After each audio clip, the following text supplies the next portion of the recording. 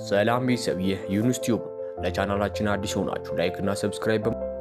7 አዎንታዊ ስብዕና ለመገንባት የሚያግዙ ነጥቦች። አንደኛ፣ ከራስ ጋር አዎንታዊ ንግግር። ስለ ራሳችን የምናስበው እያንዳንዱ ሀሳብ ለራሳችን የምንሰጠው ግምት ላይ አዎንታዊ ወይም አሉንታዊ ተጽዕኖ አለው። ለራሳችን የምንነግረው ሀሳብ አሉንታዊ ከሆነ ቀስ በቀስ ለራሳችን የምንሰጠው ግምት እየወረደ ይመጣል። ስለዚህ እነዚህን አሉንታዊ ሀሳቦች በአዎንታዊ ሀሳቦች የምንተካበት መንገድ መፈለግ አለብን። አዎንታዊ ሀሳቦችን ማሰብ ስለ ራሳችን ያለን ግምት በጣም ጥሩ እንዲሆን ያደርገናል።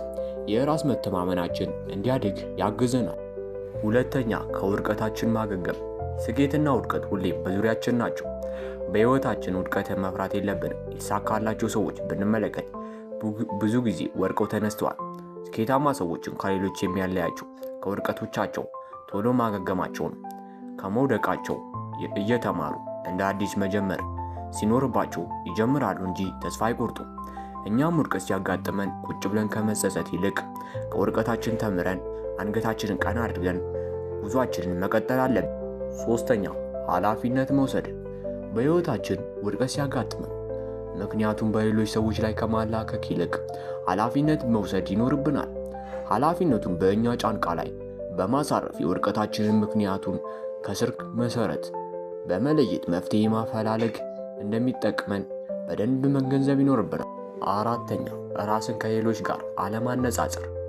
ራስን ከሌሎች ጋር ማነጻጸር ከፍ ደዌ ነው። የእኛን ግምት በሌሎች ሚዛን አስመዝነናል። ጓደኞቻችን ወይም የቅርብ ሰዎች እኛ ጥሩ ባልሆንበት የህይወት ጥሪ ከእኛ የተሻሉ ሊሆኑ ይችላሉ።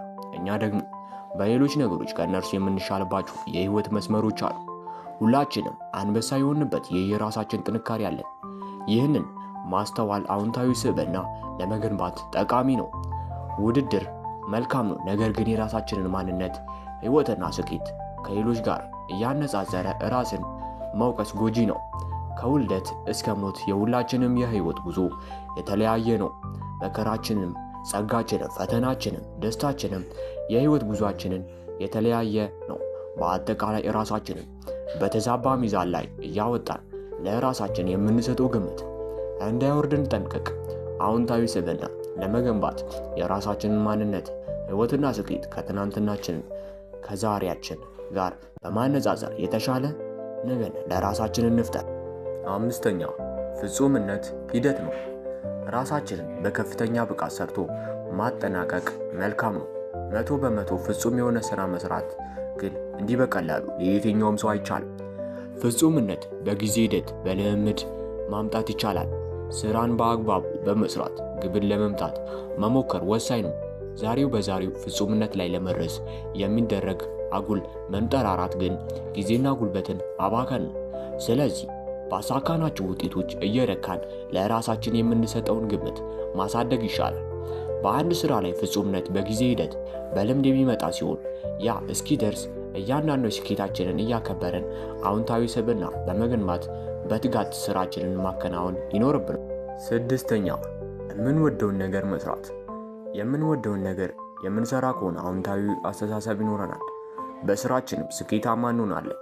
የምንወደውን ነውና የምንሰራው ሁሌም ደስተኛ እንሆናለን። ስለዚህ የሚያስደስተንን የምንወደውን ስራ በተቻለ መጠን ፈልገን መስራት ለስኬታማ ህይወት ወሳኝ ከሆኑ ነገሮች አንዱ።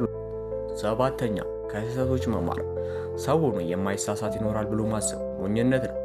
ስህተት መስራት የሰው ባህሪ ነው። ለዚህ ነው አበው ሲተርቱ ከሰው ስህተት ከብረት ዝገት አይጠፋም የሚሉ። የሰራናቸውን ስህተቶች እያሰብን መጸጸት መጨነቅ ዋጋ ቢስ ነው። ከሁሉም በላይ የሚጠቅመን ከስህተቶቻችን እየተማረን ጉዟችንን መቀጠል ነው። የሚሰራ ሰው ይሳሳታል፣ ከስህተቱ ይማራል። የማይሳሳት እጁን አጣጥፎ ተቀማጭ ሰነፍ ብቻ ነው።